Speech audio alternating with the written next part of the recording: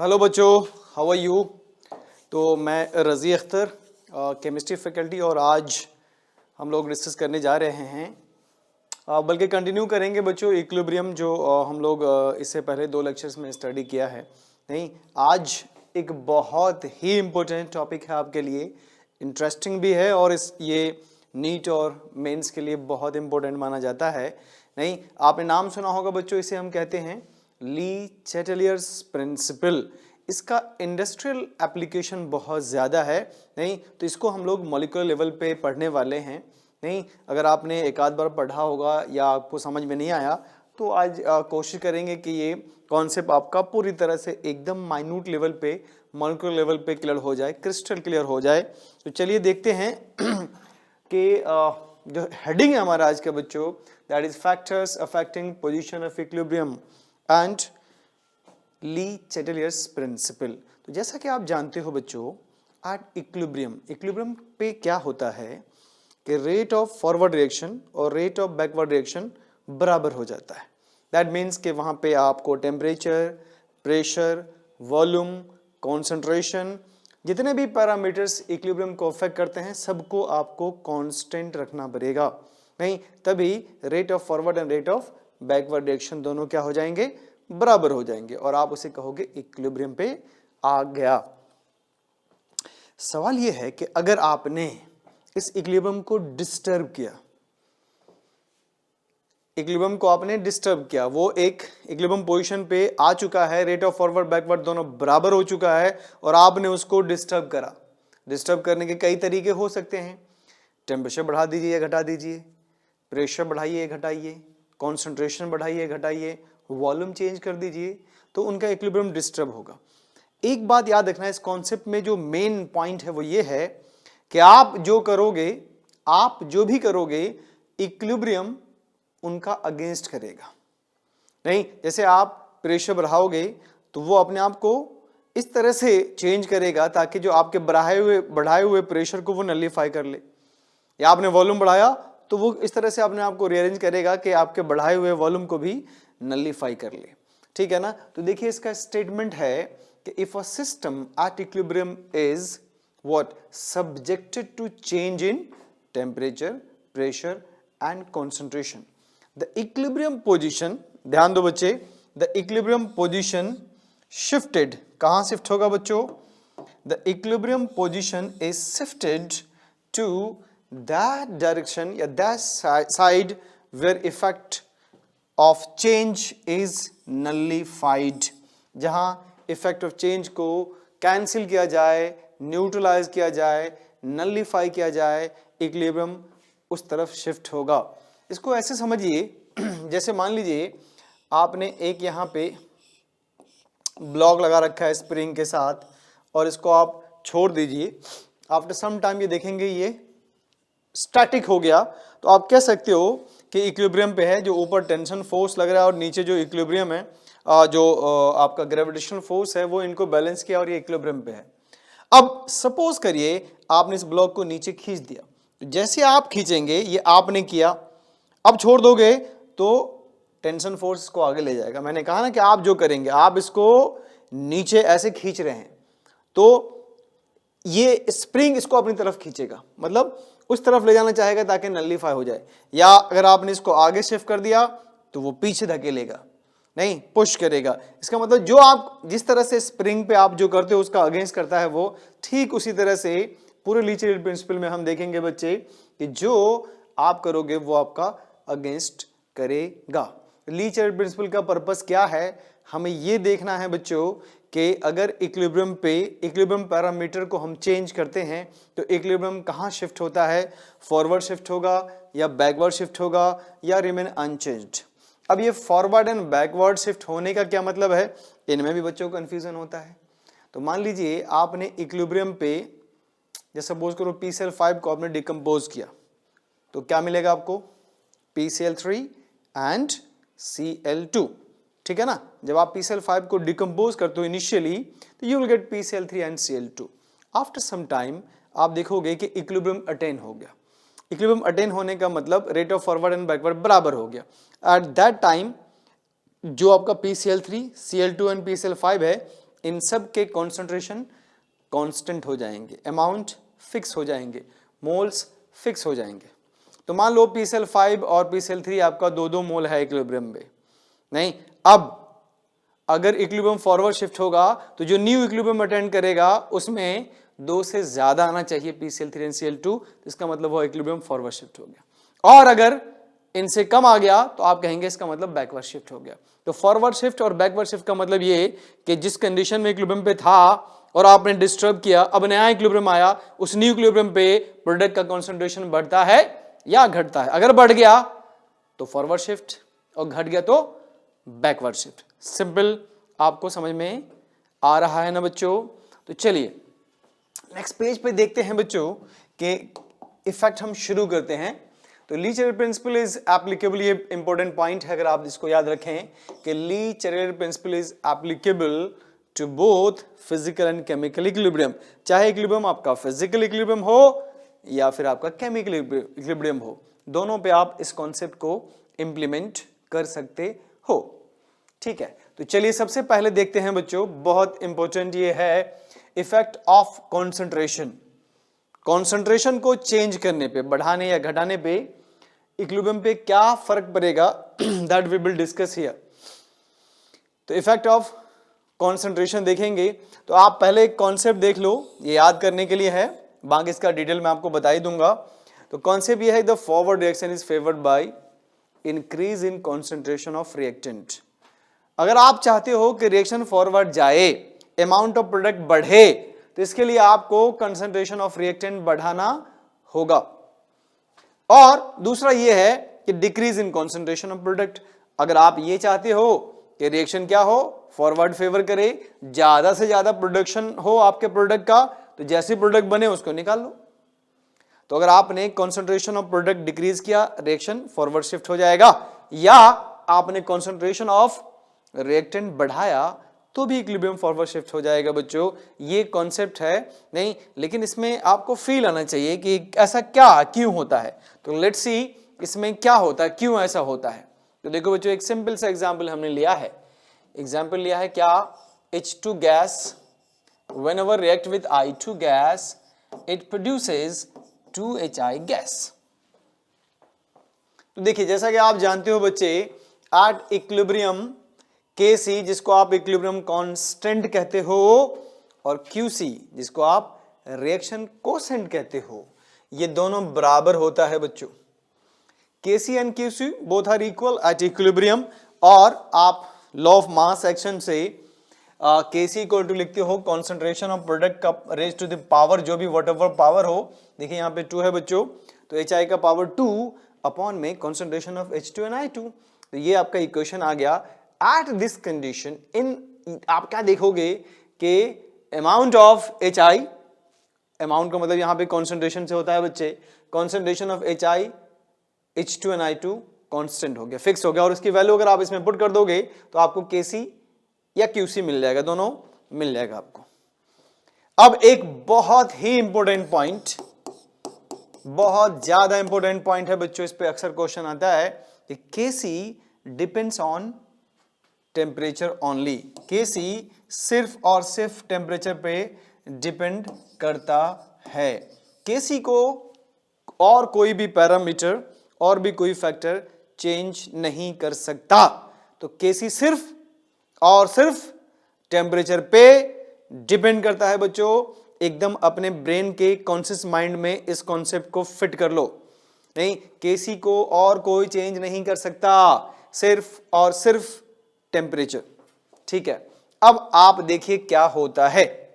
जैसा कि हमने प्रीवियस लेक्चर में ये देखा था, अगर याद हो आपको, कि Qc और Kc अगर बराबर है, दैट मीन्स कि इक्विलिब्रियम अटेन हो चुका है। ठीक है, और अगर अगर अगर क्या हो कि Qc लेस देन Kc हो, इसका मतलब यह है कि अभी रिएक्शन और चलेगा नहीं, after some time equilibrium attain होगा, मतलब अभी अमाउंट ऑफ प्रोडक्ट का बनना बाकी है, बनेगा, अभी इक्विलिब्रियम अटेन नहीं हुआ है। तो धीरे धीरे देखेंगे आप कि क्या होगा, Qc की वैल्यू बढ़ेगी नहीं, और एक पर्टिकुलर टाइम पे जाकर Kc के बराबर हो जाएगी, तो आप कहोगे इक्विलिब्रियम है। तो अगर ये कंडीशन है तो आप याद रखना कि रिएक्शन आपका फॉरवर्ड जाएगा। क्योंकि क्यूसी कम है और क्यूसी को ज्यादा जाना है भाई, तो क्यूसी को बढ़ाओगे, जब क्यूसी को बढ़ाओगे तो प्रोडक्ट को बढ़ाना होगा और रिएक्टेंट को घटाना होगा, तो इक्विलिब्रियम फॉरवर्ड शिफ्ट हो जाएगा। अगर क्यूसी की वैल्यू केसी से कम है बच्चों, तो दैट मीन्स के इक्विलिब्रियम फॉरवर्ड जाएगा। अब कहो क्यूसी क्या है? अरे QC concentration of product upon reactant है एट एनी टाइम, आप किसी टाइम भी निकाल लो। अगर इसी को आप इक्विलिब्रियम पे निकालोगे तो वही केसी कहलाता है, ठीक है ना। तीसरा कॉन्सेप्ट ये है बच्चों कि अगर आपने कैलकुलेशन किया और क्यूसी की वैल्यू ग्रेटर देन केसी आ गई, क्यूसी ग्रेटर देन केसी आ गया, तो इसका मतलब ये है कि रिएक्शन बैकवर्ड आएगा, क्योंकि केसी तक पहुंचने के लिए केस क्यूसी को अपना कंसंट्रेशन कम करना होगा। जब इन्हें अपना कंसंट्रेशन कम करना होगा, इसका मतलब क्या? इसका मतलब प्रोडक्ट के कंसंट्रेशन को कम करिए। जब कम करेंगे तो बैकवर्ड आ जाएगा ना, नहीं, तो इसका मतलब इक्विलिब्रियम शिफ्टेड टुवर्ड्स बैकवर्ड। बस इन तीनों में ही सारा कॉन्सेप्ट छुपा हुआ है बच्चों। ये अगर आपका क्लियर है तो आगे आपको कोई भी परेशानी नहीं होगी। अब जरा देख लीजिए इस कॉन्सेप्ट को। कहा गया कि by increasing concentration of hydrogen and iodine, तो देख लिए हाइड्रोजन आयोडीन का मतलब हो गया रिएक्टेंट। क्यूसी की वैल्यू क्या होगी बच्चों? देख लीजिए, by increasing concentration of H2 and I2, अगर आपने इनके कॉन्सेंट्रेशन को बढ़ा दिया, ये डिनोमिनेटर में है, तो अगर आप इनको बढ़ाओगे तो क्यूसी की वैल्यू घट जाएगी। देख लीजिए, ये इक्विलिब्रियम पे था, आपने इनको बढ़ा के इसको कम कर दिया, तो ये केस आ गया। देख लीजिए, केसी बढ़ गया, क्यूसी घट गया, तो आपने ये केस देखा था सेकंड वन। तो अगर क्यूसी कम हो गया केसी से, इसका मतलब इक्विलिब्रियम फॉरवर्ड शिफ्ट होगा। दैट मीन्स के इक्विलिब्रियम को फॉरवर्ड शिफ्ट होना होगा। क्यों? क्योंकि फिर केसी के बराबर आने के लिए क्यूसी को खुद से बढ़ना होगा। तुमने घटा दिया है ना भाई, हमने घटा दिया है, हम लोगों ने इसके क्यूसी को घटा दिया है। अब रिएक्शन को अपना काम करने दो। रिएक्शन क्या करेगा? आपने जो किया उसका अगेंस्ट करेगा बच्चों। और अगेंस्ट कैसे करेगा? तुमने तो घटा दिया है क्यूसी को, तो वो क्यूसी को बढ़ाएगा, और क्यूसी को बढ़ाएगा, इसका मतलब इनका अमाउंट बढ़ेगा, इनका अमाउंट घटेगा। नहीं तो आप क्या करोगे? क्यूसी को, है ना भाई, क्यूसी को आपने क्या किया है, कैसे किया? घटा दिया। कैसे? इनके कंसंट्रेशन को बढ़ा कर दो। जैसे हमने बढ़ाया, क्यूसी क्या हुआ? घट गया। अब ये खुद क्या करेगा? खुद इस क्यूसी को बढ़ाना चाहेगा, तो इसको बढ़ाने के लिए इनको बढ़ाना होगा और इन दोनों को घटाना होगा। और इनको अगर ये बढ़ रहा है रिएक्शन के जरिए, रिएक्शन के द्वारा, इसका मतलब इक्विलिब्रियम फॉरवर्ड हो गया। तो आप कह सकते हो कि by increasing concentration of reactant equilibrium shifted towards forward direction। अगर आप इसी को घटा दोगे, जैसे इसको घटाओगे क्यूसी भी घट जाएगा। अरे अगर आपने इसे कंसंट्रेशन घटाया तो क्यूसी घट गया, फिर यही केस फिर फॉरवर्ड जाएगा। तो रिएक्शन को फॉरवर्ड शिफ्ट करने के लिए आपके पास दो केसेस हैं। एक, या तो आप रिएक्टेंट के कंसंट्रेशन को बढ़ा दीजिए या प्रोडक्ट के कंसंट्रेशन को घटा दीजिए। दोनों ही केसेस में आप इक्विलिब्रियम को फॉरवर्ड शिफ्ट कर सकते हो बच्चों। आई होप आप लोगों को ये कॉन्सेप्ट समझ में आ रहा होगा। अब by decreasing concentration of HI QC decreases, यही बता दिया मैंने आपको। अब जरा इसको ध्यान से देख ली, इस पे इंप्लीमेंट करके देख लेते हैं बच्चे हम लोग। नहीं, एट इक्विलिब्रियम यहाँ पे क्या होगा? क्यूसी और केसी बराबर होगा, और क्या लिखोगे आप? एक्सप्रेशन लिखेंगे बच्चे, PCl3 concentration of PCl3 into concentration of Cl2 upon what? Upon what? Concentration of PCl5। अब आप बताइए आप क्या करने वाले हो? तो PCl5 को हम बढ़ाने वाले हैं। तो जैसे ही PCl5 को बढ़ाएंगे QC घटेगा, KC को कुछ नहीं कर सकते आप एक्सेप्ट टेम्परेचर। टेम्परेचर के अलावा कोई इसको कुछ नहीं कर सकता, जैसा कि आप जानते हो। अगर आपने PCl5 के कॉन्सेंट्रेशन को बढ़ा दिया बच्चे तो क्यूसी घटेगा, और क्यूसी घटेगा इसका मतलब केसी ग्रेटर देन क्यूसी हो गया। तो अब ये रिएक्शन इसको बढ़ाएगा ना, तो जब रिएक्शन बढ़ाएगा तो इसका मतलब ये दोनों बढ़ेगा, ये दोनों बढ़ेगा तो इक्विलिब्रियम फॉरवर्ड शिफ्ट हो जाएगा। नहीं तो by decreasing concentration of what? Reactant, equilibrium shifted towards forward direction and vice versa. आप इसको रिवर्स भी कर सकते हो। तो आई होप आपको ये समझ में आ गया होगा बच्चे कि अगर आप concentration of reactant and product को चेंज करते हो तो इक्विलिब्रियम या तो फॉरवर्ड जाएगा या बैकवर्ड जाएगा। दैट डिपेंड्स के सिचुएशन कैसी है। अब आइए वेरी वेरी इंपॉर्टेंट कॉन्सेप्ट बच्चों, that is effect of volume. अगर आप वॉल्यूम को बढ़ाते हो या वॉल्यूम को घटाते हो तो आप इक्विलिब्रियम पे क्या फर्क पड़ेगा, इक्विलिब्रियम फॉरवर्ड जाएगा या बैकवर्ड जाएगा। तो चलिए पहले तो देखते हैं इसका हम कॉन्सेप्ट। ये कॉन्सेप्ट क्या है बच्चों कि बाय इंक्रीजिंग वॉल्यूम, देखो by increasing volume equilibrium shifted in those direction where number of molecules gases molecule are greater. Equilibrium उस साइड शिफ्ट होगा बच्चों जिस side number of molecules gases molecules ज्यादा होगा। ये आपका है कॉन्सेप्ट, ठीक है। अगर आप याद करना चाहते हो तो देखो बच्चे, जैसे मैंने एक इक्वेशन दिया आपको, PCl5 गैस से आपको मिल रहा है क्या, PCl3 gas and Cl2 gas. तो जरा बताइए कि number of moles gases moles किस साइड ज्यादा है, तो आप कहोगे प्रोडक्ट साइड। कॉन्सेप्ट क्या लिखा है आपने कि by increasing volume equilibrium shifted in those direction where number of molecules gases molecules are greater. तो इसका मतलब ये हुआ कि अगर आपने वॉल्यूम बढ़ाया तो रिएक्शन फॉरवर्ड शिफ्ट हो जाएगा, और रिवर्स कर दिया तो बैकवर्ड आ जाएगा भी। अगर आपने वॉल्यूम घटा दिया तो पीछे आ जाएगा, बढ़ा दिया तो फॉरवर्ड जाएगा। नहीं, अब ये ऐसा क्यों होगा, अगर हमें इसका भी पता चल जाए तो कॉन्सेप्ट हमारा क्लियर हो जाएगा बच्चों। नहीं, ऐसा क्यों होगा, अगर इसका कोई लॉजिक हमारे पास है, कोई कॉन्सेप्ट है। एक तो होता है तरीका याद कर लीजिए, मोस्टली 99.9% बच्चे यही करते हैं, रट लेते हैं। नहीं, लेकिन अगर इसको लॉजिकली हम समझ लें बच्चों तो फिर ये होल लाइफ के लिए आपके कॉन्सेप्ट में ये आपके ब्रेन में स्टोर हो जाएगा और आपका कॉन्सेप्ट हो जाएगा। आप इसको कभी नहीं भूल पाओगे, चाहे आप 70 ईयर ओल्ड क्यों ना हो जाओ। तो चलिए कोशिश करते हैं इस कॉन्सेप्ट को समझने की। लीजिए बच्चे, हमने लिया PCl5 एट इक्विलिब्रियम, ये प्रोड्यूस कर रहा है क्या, PCl3 एंड Cl2। नहीं, अब आप देखिए इनिशियली आपने A मोल PCl5 से रिएक्शन शुरू किया at T equal to 0, A mole reactant से आपने रिएक्शन स्टार्ट किया। तो इनिशियली 0 थे आपके दोनों, कौन कौन, PCl3 एंड Cl2। अब आपने देखा कि at equilibrium after some time, मान लो इक्विलिब्रियम अटेन हुआ तो A माइनस एक्स ये डिकम्पोज हुआ, ये मोल्स एट इक्विलिब्रियम आ गया। ये जो बनेगा वो x और ये भी बनेगा x, है ना। तो मोल्स एट इक्विलिब्रियम किसका, PCl5 का A माइनस एक्स है बच्चों, PCl3 का क्या है, x एंड x। चूंकि आप Kc फाइंड करते हो, Kc फाइंड करने के लिए आप कॉन्सेंट्रेशन लेते हो, और कॉन्सेंट्रेशन क्या होता है, मोल पर यूनिट वॉल्यूम। तो हमने इन तीनों को वॉल्यूम से डिवाइड कर दिया। अब ये टर्म आ गया आपका कॉन्सेंट्रेशन एट इक्विलिब्रियम। तो ये कॉन्सेंट्रेशन PCl5 का है बच्चों, x/v PCl3 के लिए एंड Cl2 के लिए। अब Kc जब फाइंड करोगे तो Kc क्या लिखेंगे, x/v into x/v upon A minus x upon v, v और v एक कैंसिल हो गया बच्चे, x square A minus x into 1/v।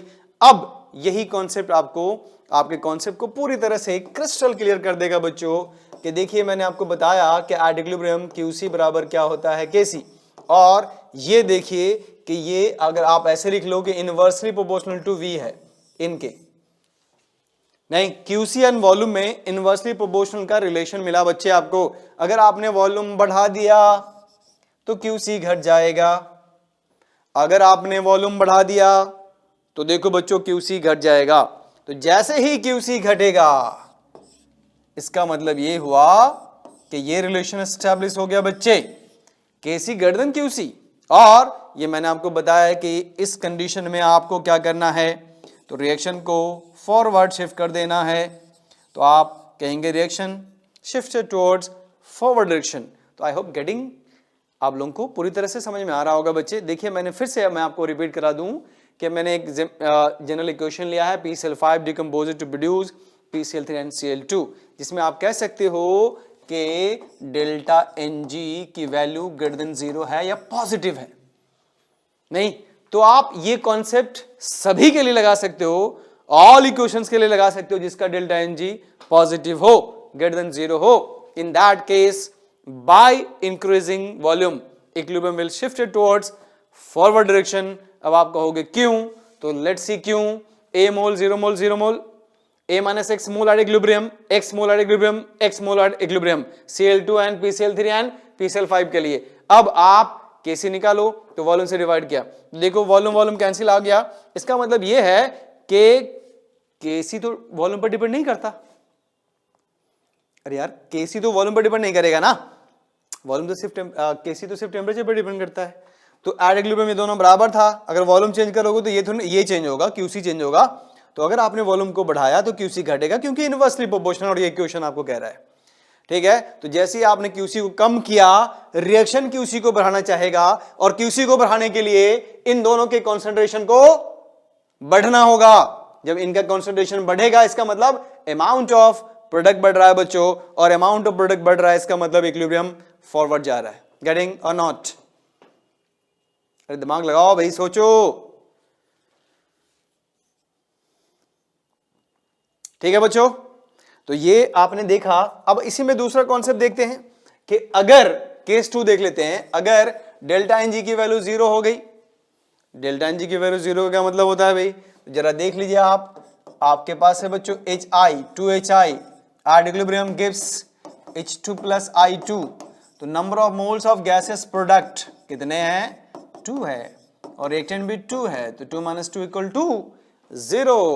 तो अगर आप इस पे एक्सप्रेशन लिखोगे तो ये A होगा, ये 0 0 होगा बच्चे, ये A माइनस एक्स, ये x x, ये v अपॉन v, ये भी v। तो जब आप इसका Kc निकालोगे तो Kc क्या आ जाएगा? X square upon V square upon A minus x upon इसका भी स्क्वायर, तो ये v स्क्वायर कैंसिल। इसका मतलब ये है कि Qc एंड Kc वॉल्यूम पे डिपेंड नहीं करता है। ठीक है, कब? जब delta n g equal to 0 होगा तब। ठीक है, डेल्टा एन जी अगर 0 है तो Qc एंड Kc, भाई Kc तो ऐसे भी डिपेंड नहीं करता, नहीं तो आप देखें Qc वॉल्यूम इंडिपेंडेंट है। तो जब वॉल्यूम इंडिपेंडेंट है तो उसे बढ़ाने और घटाने से रेट ऑफ रिएक्शन पे, या आप कह दो कि इक्विलिब्रियम पे कोई फर्क नहीं पड़ेगा। समझे कि नहीं? आइए केस 3 देखते हैं बच्चे। अगर डेल्टा एन जी की वैल्यू नेगेटिव हो, that is PCl5 plus Cl2 reaction करके PCl5 प्रोड्यूस करे, तो 1 minus 2 that is equal to -1। अब by increasing volume equilibrium shifted towards what? In which direction? Backward direction. क्यों? क्योंकि यहाँ पे Qc directly proportional to V हो जाएगा। अगर आप वॉल्यूम बढ़ाओगे तो Qc बढ़ेगा बच्चे, और Qc बढ़ेगा तो Kc घटेगा, और Qc को Kc के बराबर आना है, तो अब Qc रिएक्शन के द्वारा घटाया जाएगा। तो जब Qc को घटाओगे इसका मतलब रिएक्शन बैकवर्ड ले जाओगे ना, क्योंकि प्रोडक्ट साइड में ये है तो ये आपके नोमिनेटर में है, तो इसको कम करेंगे तभी तो इनका कॉन्सेंट्रेशन बढ़ेगा। तो दैट मीन्स कि अगर डेल्टा एन जी की वैल्यू नेगेटिव है तो इक्विलिब्रियम बैकवर्ड डायरेक्शन आएगा। समझ में आया कि नहीं आया बच्चे? Very very important concept discuss कर रहे हैं आप। नाम है ली चैटलेर प्रिंसिपल। इसका इंडस्ट्रियल एप्लीकेशन है, और आपके एग्जाम में, नीट में, मेंस में इनसे क्वेश्चन आते हैं, और अगर 11th में आप पढ़ रहे हैं तो उनमें स्कूल में भी क्वेश्चन आते हैं बच्चों। अब आइए इफेक्ट ऑफ प्रेशर। तो अगर आपको कॉन्सेप्ट ऑफ वॉल्यूम समझ में आ गया है तो प्रेशर उतना ही आसानी से आपको समझ में आ जाएगा बच्चों। फिर आइए इफेक्ट ऑफ प्रेशर में क्या कहा गया, पहले तो आप कॉन्सेप्ट देख लीजिए जो आपको याद रखना है बच्चों। इसका कॉन्सेप्ट क्या है कि बाय इंक्रीजिंग प्रेशर, अगर आप प्रेशर बढ़ाते हो तो equilibrium shifted in those direction where number of gases molecules are less. अगर आप प्रेशर को बढ़ाते हो तो इक्विलिब्रियम उस डायरेक्शन में शिफ्ट होगा बच्चों जिस side number of gases moles कम होंगे।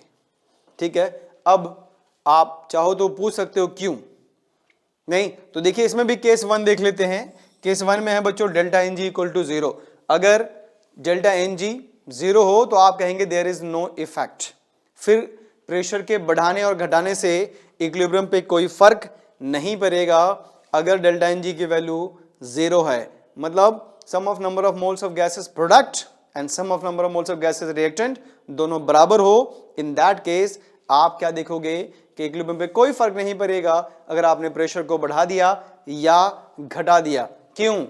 क्योंकि जब आप इसके लिए एक्सप्रेशन लिखोगे तो ये वॉल्यूम इंडिपेंडेंट होगा और वॉल्यूम प्रेशर पर डिपेंड करता है। जब वॉल्यूम ही नहीं है तो कहेगा प्रेशर भाई, तो जब वॉल्यूम ही नहीं है आपके पास तो ऑब्वियसली बात है प्रेशर पे भी कोई फर्क, प्रेशर के द्वारा भी कोई फर्क आपके इक्विलिब्रियम पे नहीं पड़ेगा। अब आइए केस 2 देखते हैं। अगर डेल्टा Ng की वैल्यू पॉजिटिव, जैसे PCl5 है, डिकम्पोज हुआ, PCl3 एंड Cl2 मिला, गैसेस मोल कितना है भाई, 1 और 1 2, 2 - 1 = 1, तो इसका मतलब डेल्टा Ng की वैल्यू पॉजिटिव है। अब अगर आपने प्रेशर बढ़ाया तो इक्विलिब्रियम बैकवर्ड आएगा, इक्विलिब्रियम बैकवर्ड डायरेक्शन में आएगा। क्यों? क्योंकि QC inversely proportional to volume है ना, इनवर्सली प्रोपोर्शनल टू इसमें वॉल्यूम है तो डायरेक्टली प्रोपोर्शनल टू प्रेशर हो जाएगा। तो अगर आप प्रेशर बढ़ाओगे तो वॉल्यूम घटेगा, जो वॉल्यूम घटेगा तो QC बढ़ जाएगा, और आप प्रेशर बढ़ाओगे तो QC बढ़ेगा, तो QC ग्रेटर देन KC हुआ ना बच्चे। अगर QC बढ़ गया तो इक्विलिब्रियम बैकवर्ड आता नहीं आता है। 3 केसेस मैंने आपको बताया कि QC और KC बराबर, no effect, QC greater than KC backward, QC less than KC forward. बस ये 3 केस मैंने आपको बोला था, यही है। देखो इस केस में क्या आ गया कि प्रेशर बढ़ाओगे QC बढ़ेगा, QC ग्रेटर देन KC हो गया, इक्विलिब्रियम को बैकवर्ड ले आइए। सिमिलरली केस 3 देखिए, if delta Ng less than 0 मतलब नेगेटिव है तो ऑब्वियस सी बात उल्टा हो जाएगा। तो यहाँ पे बच्चों QC directly proportional to volume होता है और इनवर्सली प्रोपोर्शनल टू प्रेशर। अब आप प्रेशर बढ़ाओ, QC घटाओ, QC घटा तो इक्विलिब्रियम फॉरवर्ड शिफ्ट हो जाएगा। तो आई होप यहां तक आप लोगों को कोई परेशानी नहीं होगी बच्चों, नहीं, क्योंकि पूरी तरह से कॉन्सेप्ट क्लियर हो रहा होगा आपका। गेटिंग और नॉट? नहीं? तो जरा आगे देखते हैं बच्चों, अभी भी बहुत कुछ बाकी है इसमें। नेक्स्ट आइए, effect of temperature on equilibrium. Effect of temperature on equilibrium. तो देखो बच्चों, प्यारे बच्चों, जैसा कि आप जानते हो जो भी आप रिएक्शन कराओगे ये रिएक्शन 2 प्रकार के होते हैं, 2 टाइप के होते हैं। एक को आप कहते हो एक्सोथर्मिक और दूसरे को एंडोथर्मिक। एक्सोथर्मिक का मतलब वो रिएक्शन जहां हीट इवॉल्व हो रहा हो, और एंडोथर्मिक का मतलब होता है वो रिएक्शन जहां हीट रिक्वायर्ड हो। नहीं? तो 2 तरह के रिएक्शंस हैं, एक्सोथर्मिक एंड एंडोथर्मिक। पहले तो आप जानेंगे कि इन दोनों पे कॉन्सेप्ट क्या यूज करने वाले हो। तो कहा गया for exothermic reaction by increasing temperature equilibrium shifted in backward direction. तो देखो यहाँ पे थोड़ा लॉजिकली भी सोच पाएंगे हम लोग। कोई ऐसा रिएक्शन जो हीट इवॉल्व कर रहा है और आप उसको और दे दो हीट, मतलब वो कुछ ऐसा करके अपने आप को स्टेबल कर रहा है, नहीं, और आप उसको और हीट प्रोवाइड कर दो, तो ये उनके अगेंस्ट आपने कर दिया, और अगेंस्ट कर दिया तो इक्विलिब्रियम कहां जाएगा बच्चे? बैकवर्ड डायरेक्शन में। दूसरे केस में आप कह रहे हो एंडोथर्मिक, वो रिएक्शन जिसको टेम्परेचर चाहिए, हीट चाहिए, तो आप दे दो, सपोर्ट कर दो, इनके लिए फेवरेबल हो जाएगा। तो for endothermic reaction equilibrium shifted in forward direction. अगर आपने टेम्परेचर बढ़ा दिया और रिएक्शन आपका एंडोथर्मिक है तो इक्विलिब्रियम फॉरवर्ड डायरेक्शन जाएगा बच्चे। और आपने अगर टेम्परेचर बढ़ाया और रिएक्शन आपका कैसा है? एक्सोथर्मिक, तो बैकवर्ड आ जाएगा। नहीं आया समझ में? जरा देखिए। तो देखो बच्चे, ये एक रिएक्शन हमने देखा ऊपर लिया है, डायमेराइजेशन ऑफ NO2। जैसा कि आप जानते हो ये ब्राउन कलर्ड है और ये N2O5 है। डेल्टा H की वैल्यू -57.2 किलो जूल पर मोल है बच्चों, और ये कलरलेस है। और यहां पे माइनस है, इसका मतलब प्रोसेस आपका एक्सोथर्मिक है, एक्सोथर्मिक है। और मैंने आपको बताया कि जैसे जैसे आप टेम्परेचर बढ़ाओगे इक्विलिब्रियम बैकवर्ड आएगा। नहीं तो लो टेम्परेचर पे ये आपका कलरलेस है। मान लो रिएक्शन आपने करा दिया, नहीं, और लो टेम्परेचर रखा तो कलरलेस है। जैसे जैसे आप टेम्परेचर बढ़ाओगे तो आप देखेंगे intensity of brown colour increase होगा। ब्राउन क्लाउड इंक्रीज क्यों होगा? क्योंकि जैसे जैसे आप टेम्परेचर बढ़ाओगे इक्विलिब्रियम बैकवर्ड आएगा तो इनका अमाउंट बढ़ेगा, और इनका अमाउंट बढ़ेगा तो ब्राउन क्लाउड की इंटेंसिटी बढ़ेगी। तो हाई टेम्परेचर पे ब्राउन क्लाउड और लो टेम्परेचर पे कलरलेस। इसका मतलब ये हुआ कि लो टेम्परेचर में पे ये डोमिनेट करेगा नहीं, और हाई टेम्परेचर पे ये डोमिनेट करेगा। हाई टेम्परेचर पे डोमिनेट इसलिए करेगा क्योंकि प्रोसेस आपका एक्सोथर्मिक है, और अगर आप टेम्परेचर बढ़ाओगे तो इक्विलिब्रियम बैकवर्ड आ जाएगा। बैकवर्ड आने का मतलब ये है कि इनका अमाउंट बढ़ेगा बच्चों। गेटिंग इट और नॉट? सिमिलरली ये है देखो पिंक कलर का कंपाउंड हेक्सा एक्वा कोल्ट 3, और ये जो आपका टेट्राक्लोराइडो कोवोल्ट 2 माइनस है, ये ब्लू कलर का होता है मान लीजिए। देखिए नहीं, तो बेसिकली आपको समझाना ये है कि प्रोसेस आप यहाँ पे ये डेल्टा इज पॉजिटिव है, दैट मीन्स कि प्रोसेस आपका एंडोथर्मिक है बच्चों, एंडोथर्मिक है। अगर आप टेम्परेचर बढ़ाओगे तो ब्लू कलर का जो इंटेंसिटी है वो इंक्रीज होगी, सॉल्यूशन आपका ब्लू कलर बनेगा टेम्परेचर बढ़ाते बढ़ाते। तो हाई टेम्परेचर पे पूरी तरह से ब्लू कलर, और जैसे जैसे टेम्परेचर कम करोगे वैसे वैसे पिंक कलर की इंटेंसिटी बढ़ेगी। Getting it not? इसका मतलब ये है कि अगर आपने टेम्परेचर बढ़ाया तो इक्विलिब्रियम फॉरवर्ड शिफ्ट होगा, और फॉरवर्ड शिफ्ट होगा तो ये बनाएगा आपका टेट्राक्लोराइडो कोवोल्ट नहीं 2, ये बनेगा और ये बनेगा। इसका मतलब सॉल्यूशन आपका ब्लू कलर होगा। अगर आपने टेम्परेचर कम कर दिया तो बैकवर्ड आएगा तो ये बनेगा, और ये कलर कैसा है? पिंक कलर है बच्चों। तो आई होप आपको समझ में आ रहा होगा effect of temperature on equilibrium. Process अगर आपका एक्सोथर्मिक हो, टेम्परेचर बढ़ाइए पीछे आइए। अगर आपका प्रोसेस इंडो है, टेम्परेचर बढ़ाइए आगे जाइए। समझ में आया कि नहीं आया? ठीक है, चलिए मोस्ट इंपोर्टेंट जो सबसे ज्यादा कंफ्यूजिंग होता है बच्चों, वो है effect of addition of inert gas. तो जैसा कि आप जानते हो इनर्ट गैस क्या होता है? वो गैस जो रिएक्शन में पार्टिसिपेट नहीं करे, आप उन्हें इनर्ट गैस कहते हो, है ना। वो गैस जो रिएक्शन में पार्टिसिपेट नहीं करता हो, हम उन्हें इनर्ट गैस कहते हैं। अगर किसी कंटेनर में मान लो आप रिएक्शन प्रोसीड करा रहे हो और आपने उसमें इनर्ट गैस इंट्रोड्यूस कर दिया, तो इक्विलिब्रियम पे क्या फर्क पड़ेगा, ये अब हमें जानना है। तो केस 1 देखेंगे बच्चों। केस 1 है कि एट कांस्टेंट वॉल्यूम। तो कॉन्सेप्ट ये है देयर इज नो इफेक्ट।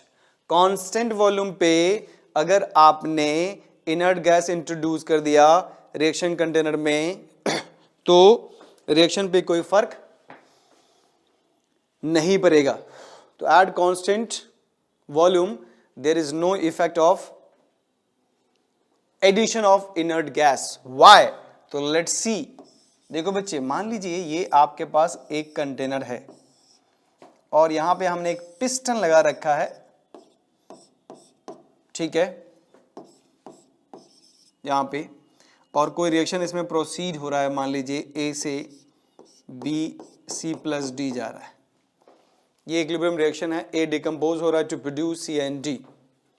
नहीं, इक्विलिब्रियम अटेन हो गया तो आप कहोगे कि QC and KC at this stage बराबर हो गया। अब मान लो यहाँ पे हमने क्या किया, इसको ओपन करके इसमें हीलियम गैस भर दिया। नहीं, अब आप देखिए यहाँ पे जो QC है और या KC है वो concentration of C into concentration of D upon concentration of A पे डिपेंड करेगा। और कंसंट्रेशन का मतलब क्या होता है बच्चे? मोल पर यूनिट वॉल्यूम। तो जरा आप देखिए, इसमें A, C और D है। अगर आपने इनर्ट गैस को मिलाया हीलियम को, तो क्या इनके मोल्स को ये चेंज कर पाएगा? क्या ये हीलियम इनके मोल्स को चेंज कर पाएगा? तो your answer will be no. Why? Because helium is inert gas, an inert gas. जब इनर्ट है तो ये A और C और D किसी से रिएक्शन तो करेगा नहीं। जब रिएक्शन नहीं करेगा तो इनके मोल में कोई चेंज और तब्दीली नहीं आएगी। अब दूसरा फैक्टर यहाँ पे वॉल्यूम है। अगर आप देखिए, आप कह रहे हो कि कांस्टेंट वॉल्यूम है तो नंबर ऑफ मोल चेंज नहीं हो रहा, इसका मतलब कांस्टेंट है। वॉल्यूम को भी आपने कांस्टेंट कर दिया तो ये भी कांस्टेंट है। इसका मतलब इसके एडिशन से N/V पे कोई फर्क नहीं पड़ा। आपने इनर्ट गैस ऐड किया कंटेनर में, तो इस एडिशन से ना वॉल्यूम चेंज हुआ ना नंबर ऑफ मोल चेंज हुआ एट इक्विलिब्रियम। तो इक्विलिब्रियम कांस्टेंट भी चेंज नहीं होगा, QC भी चेंज नहीं होगा। गेटिंग इट और नॉट? दैट्स वाई ये कहा गया कि at constant volume there is no effect of addition of inert gas in given reaction, ठीक है, या at equilibrium। अब आइए at constant pressure। तो कांस्टेंट प्रेशर पे हमें 3 केसेस देखने होंगे बच्चों।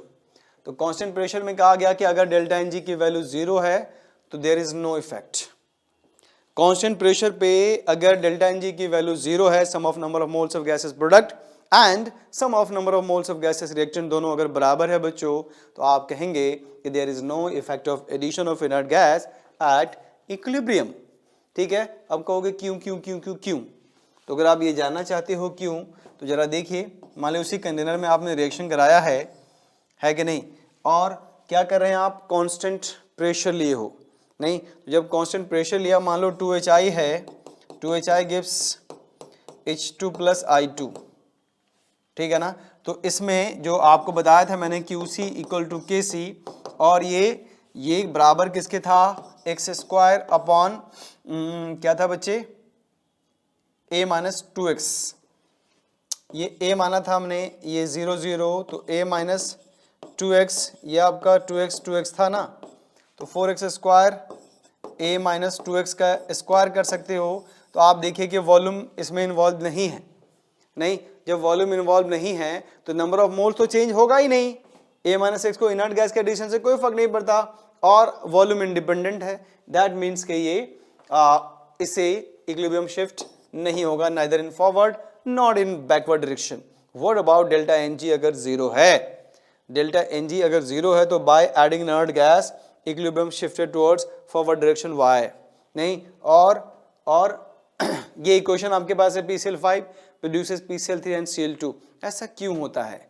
नहीं, इसको समझने की कोशिश करें बच्चे हम लोग कि ऐसा क्यों होता है कि अगर आपके पास डेल्टा एनजी क्या हो, ग्रेटर देन 0 हो, इन दैट केस अगर आपने इनर्ट गैस ऐड कर दिया तो इक्विलिब्रियम फॉरवर्ड डायरेक्शन में जाएगा। लेट्स सी, देखो बच्चे होगा क्या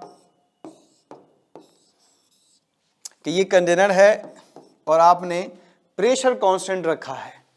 तो देखो होगा क्या कि जैसे ही आप इसमें इनर्ट गैस ऐड करोगे, इनका प्रेशर बढ़ेगा, क्योंकि हीलियम गैस है, वो भी प्रेशर एक्सर्ट करेगा। तो जब प्रेशर बढ़ेगा और आपको प्रेशर कांस्टेंट रखना है, तो आप क्या करोगे, इस पिस्टन को उठा के आगे ले आओगे, नहीं, और वहां पे ले आओगे जहां पे फिर से प्रेशर उतना ही हो जाए। इसका मतलब प्रेशर को कांस्टेंट रखने के लिए वॉल्यूम को आपको बढ़ाना होगा। तो आपने क्या बढ़ाया, वॉल्यूम बढ़ाया। तो इस पे कौन सा इफेक्ट काम करेगा, वॉल्यूम वाला। तो मैंने आपको बताया था कि जिस तरफ नंबर ऑफ मोल ज्यादा हो तो उसी तरफ इक्विलिब्रियम शिफ्ट होगा अगर आपने वॉल्यूम बढ़ाया। तो चूंकि इसमें वॉल्यूम बढ़ा हुआ काम करेगा, नहीं, तो जो कॉन्सेप्ट वॉल्यूम वाला लगाया था आपने, वही कॉन्सेप्ट इस पे लगाइए, तो वॉल्यूम बढ़ गया, इक्विलिब्रियम फॉरवर्ड शिफ्ट हो गया। ठीक है, अगर इसी में डेल्टा एनजी की वैल्यू नेगेटिव होती तो देखो डेल्टा एनजी की वैल्यू अगर नेगेटिव होगा, अगर तो देखिए इस तरफ number of gases moles reactant side में ज्यादा है, तो जैसे इनर्ट गैस ऐड करोगे इक्विलिब्रियम बैकवर्ड डायरेक्शन में शिफ्ट हो जाएगा बच्चों। तो ये था आपका all about leach related principle, and I hope आप लोगों को समझ में आया होगा बच्चों। बिल्कुल ही आसान है, नहीं, आप ध्यान से इसको पढ़िए। अगर एक बार में नहीं समझ में आए तो 2 बार देख सकते हो आप, 3 टाइम्स देखिए। पहले आप नोट्स बनाइए, इसमें एक एक पॉइंट्स का नोट्स बना लो बच्चे, और फिर आप NCERT लाइन टू लाइन पढ़ लीजिए। देखिए आपका कॉन्सेप्ट पूरी तरह से क्लियर हो गया होगा। और फिर जब पढ़ने के बाद आप रजिस्टर बंद करके जरा आप सोचो, मेमोरी बेस्ड सोचो, क्योंकि आप जो पेपर देते हो वो भी मेमोरी बेस्ड होता है, नहीं कि आपने क्या सीखा। आंखें बंद करके सोचो कि क्या हमें वाकई लीच रिलेटेड प्रिंसिपल समझ में आ गया, कि लीच रिलेटेड प्रिंसिपल का कॉन्सेप्ट क्या है, कंसंट्रेशन का इफेक्ट क्या आएगा अगर हम बढ़ाएंगे घटाएंगे, तो टेम्परेचर से क्या फ़र्क पड़ेगा, प्रेशर एंड वॉल्यूम से क्या फ़र्क पड़ेगा, एडिशन ऑफ गैस को अगर हम इंट्रोड्यूस करते हैं इन इक्विलिब्रियम मिक्सचर, तो वो हमारे इक्विलिब्रियम को किस तरह से चेंज करेगा। अगर कांस्टेंट वॉल्यूम है और कांस्टेंट वॉल्यूम नहीं है, कांस्टेंट प्रेशर है तो नहीं। तो इन सारी बातों को आप 1 बार 2 बार 3 बार रिकॉल करिए। आई होप आप लोग को समझ में आ जाएगा बच्चों। तो नेक्स्ट जो हम डिस्कस करेंगे, नेक्स्ट क्लास जो डिस्कस करेंगे, दैट इज आयनिक इक्विलिब्रियम। है ना, वो भी बहुत ही इंटरेस्टिंग है, बहुत ही इंपॉर्टेंट है, बताने बच्चों को बहुत मुश्किल लगता है, लेकिन अगर आप आराम आराम से पढ़ोगे, नहीं सोच सोच के, ठीक है, तो आपको कोई परेशानी नहीं होगी। चलिए आप अपना ख्याल रखिए बच्चे, बाय।